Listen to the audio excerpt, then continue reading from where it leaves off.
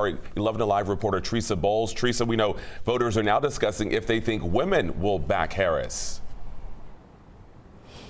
Right, Jonathan. Voters are thinking of Harris past, present, and future, looking back at what she's done while vice president and what they hope she does if she makes it on the ballot.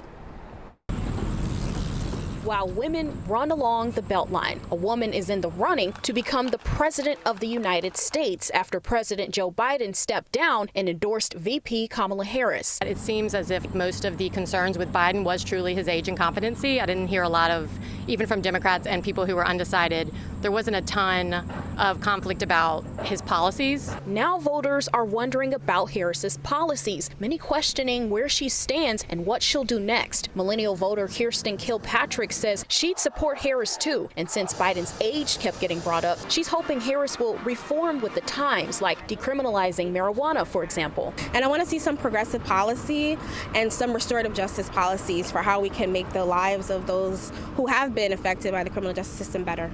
Another woman told me she's trying to keep up with everything going on. What's important to her, healthcare and school. And while she's not completely opposed to voting for Harris, she hasn't been impressed with her work so far. I do not see any improvement in our education.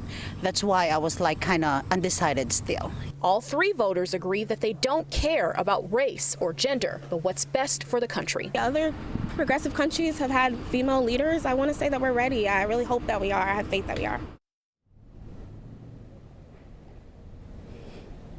And I talked more with these voters about if they feel the issue of race and gender will create some sort of hindrance for Harris. More from them at 6. All right, Teresa, but before you go, I do have a question. Did any of the voters you speak to talk about any of the key issues that they believe Vice President Harris needs to address or can address?